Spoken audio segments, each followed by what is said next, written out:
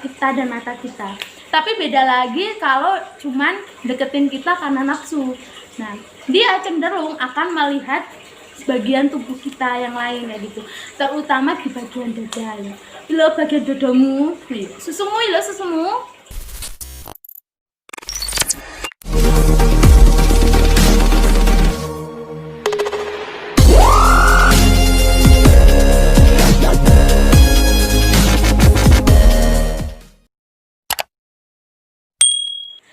Kembali lagi bersama aku Ajeng Putri di Ajeng Official. Oke guys, video pertama aku atau video perdana aku di Ajesa Official. Di sini Ajeng akan berbagi tips buat kalian para bucin dan para bocil gitu yang lagi kasmaran gitu kan, yang lagi senang-senangnya jatuh cinta, yang lagi asik-asiknya membangun hubungan gitu kan. Sekarang kapan sih gitu yang nggak kenal namanya cinta gitu, yang nggak tahu apa itu cinta, bahkan gitu sekarang anak SD kelas 2 aja itu udah ayah bundaan loh gitu kan. Aku aja yang 20 tahun kalah guys. Oke, jadi nggak usah banyak bacot lagi, di sini Ajeng akan berbagi tips buat kalian, buat para wedoan nih, khususnya nggo wedoan, para wedoan ini lah sing jogo nang kono gitu kan. Kalian boleh jatuh cinta gitu, kalian boleh suka sama seseorang gitu, tapi kalian juga harus tahu gitu, kalian itu disayangin dengan tulus apa cuman karena yang lain kayak gitu.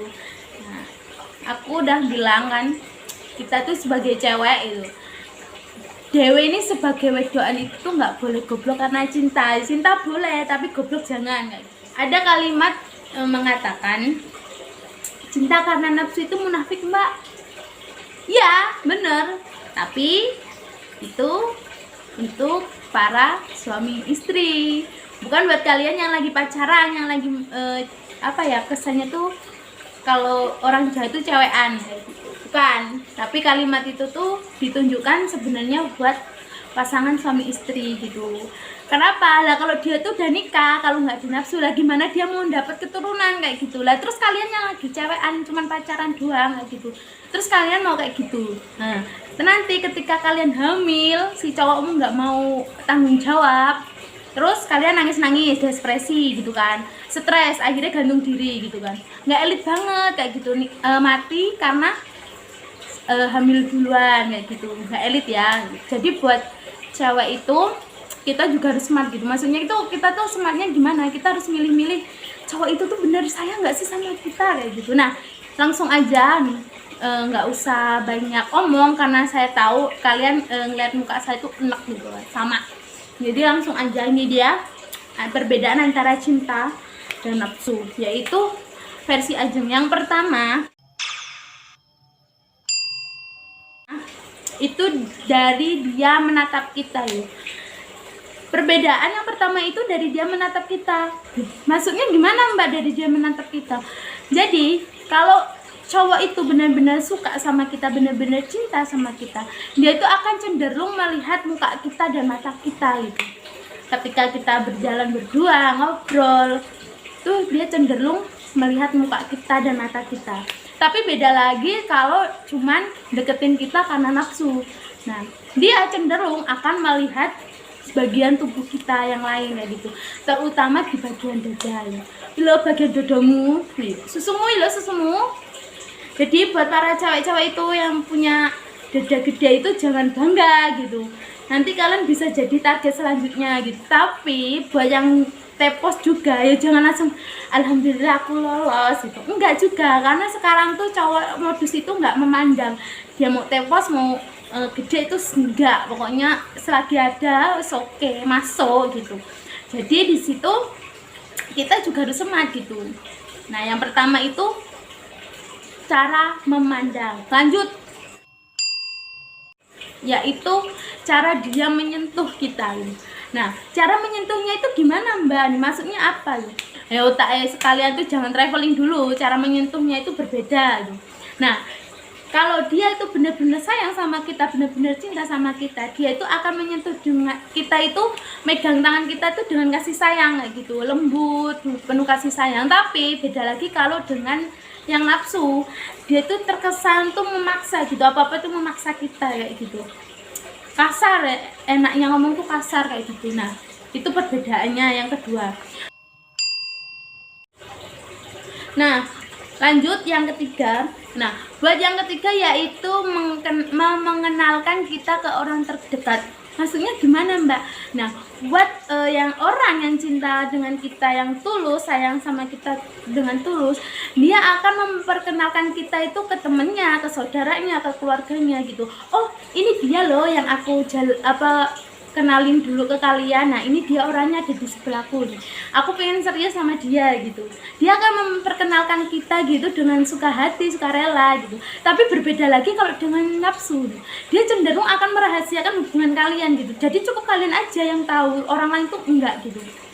Mungkin ada yang tahu, teman-teman dekatnya gitulah ya, mungkin teman nongkrong bener-bener plek gatok gitu kan, kemana-mana bareng gitu kan, hampir 40 jam bareng gitu kan.